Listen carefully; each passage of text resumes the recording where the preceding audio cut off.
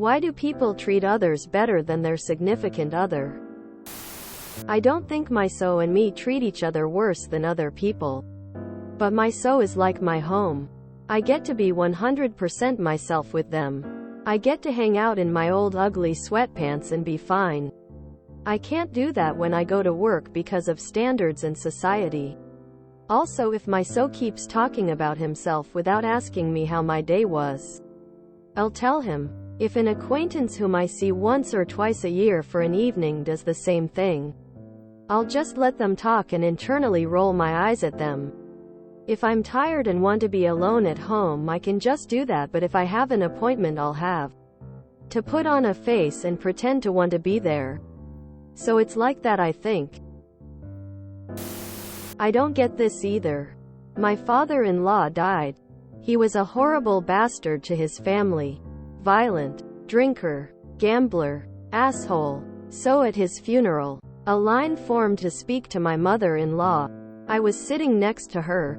There were dozens of people that wanted to tell her what he had done for them and how he was such a saint. After about 15 people came by with these stories of a hero, she looks at me and asked if we are at the correct funeral. Well, think about it this way. Old married couples fight because they know they can be themselves and still be loved by the other person. Strangers, not so much. Not just so. Parents say and do stuff to their kids that they would never do to anyone at work. I think it partly stems from what we can get away with. This person will hold me accountable and this one will forgive me. I am with my GF for 9 years now. Me 34. Her 29. And if she ever said to me that I treat anyone better than her, I know I FKED up big time. On a further note, she will tell my mom and she will beat the shish out of me.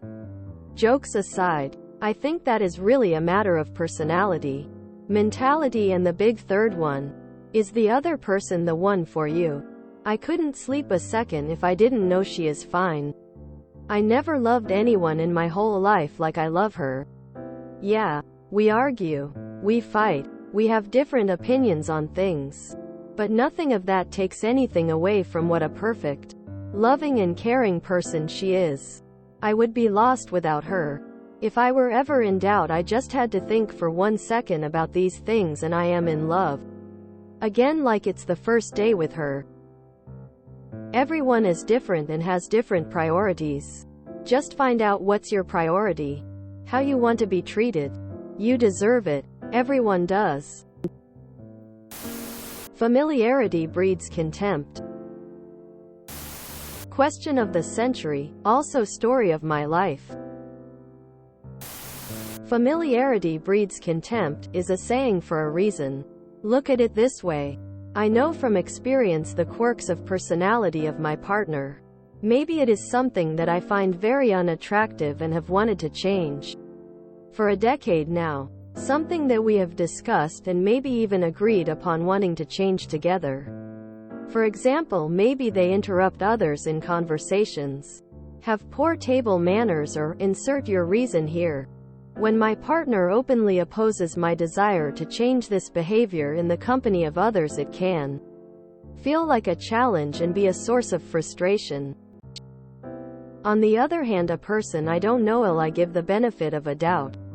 Even if they might do the exact same thing that annoys me in my partner, because I have no expectation built up for this individual, nor will I have to be around them as much to develop previously said contempt. Like it or not, in committed relationships there often exists a sort of co-ownership of the other's behavior which simply isn't there with casual acquaintances.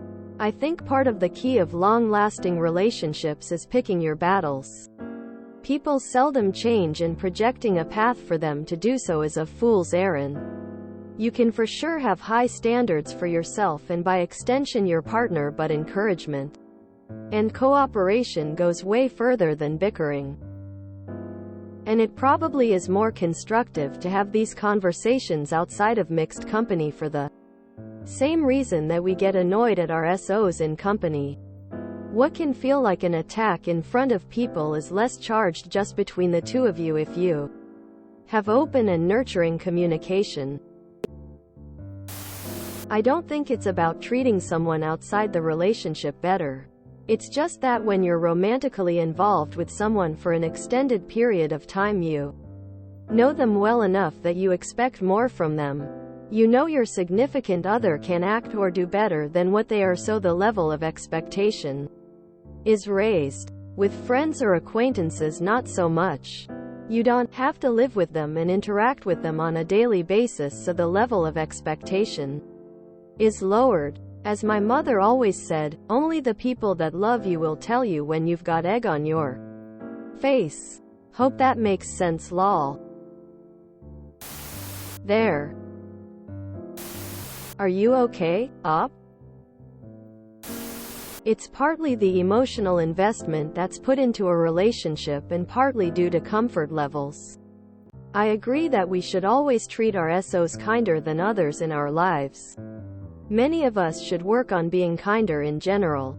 Emo. But I digress. No one can hurt you like and so, unintentionally or otherwise. That's due to the level of vulnerability, emotionally, physically, and mentally, it requires to build and sustain a partnership. You share and invest much more of yourself and your life into romantic relationships than any other relationship. With that comes a level of comfort and the knowledge that someone knows you in a way no one else does, which can be heartwarming and terrifying all at the same time. We also tend to expect more from a SO. The majority of the time, small arguments aren't really about what they seem to be on the surface. There's usually an underlying principle to them, such as you felt your partner didn't consider you or your feelings, or you felt disrespected. Those small arguments are because you felt hurt. Sometimes maybe you're not entirely sure why, and you're reacting on the emotions that can only come with a romantic relationship. So, with the emotions that comes with partnerships also comes the ability to not have to wear a mask.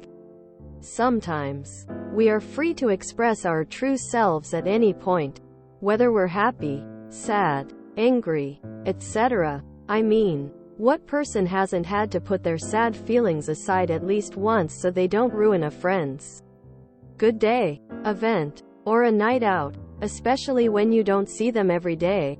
We don't have to do that with and so. We can express our true feelings at any time, as that comes with the territory.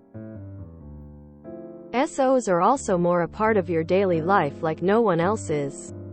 There's a reason they refer to it as finding someone to share your life with. Friends don't ever have a conversation about getting a joint bank account. Yes, we should be kinder to our partners. And more importantly, respect them. That level of intimacy brings a whole lot of good when it's with the right person. But we have to be careful to not take all that for granted, which can be hard to do. No one is perfect and mistakes will be made. But what matters is to always openly communicate. Listen to what they have to say, and try to see things from their point of view. If you or your SO truly have the other person's best interest at heart, there's practically nothing that you can't work through together. Because since your SO loves you, she may tolerate it. Strangers do not and might even beat you if you treat them poorly. I think if it's to the extreme you describe here, their relationship is probably starting to decay.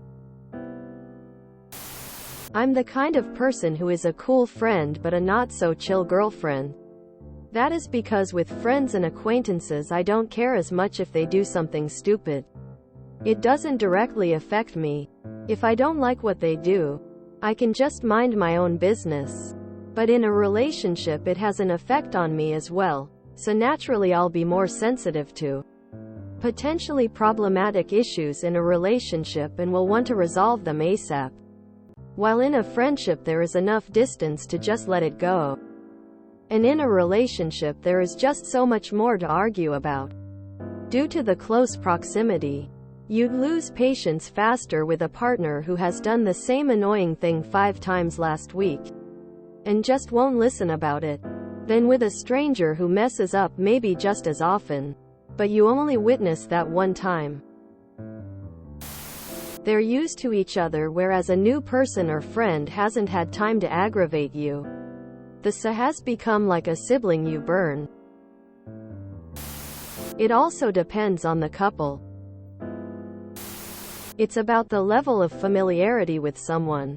With people we don't know very well, we tend to put our best front, our false face, forward. We want people to like us, so we portray ourselves in the best light possible.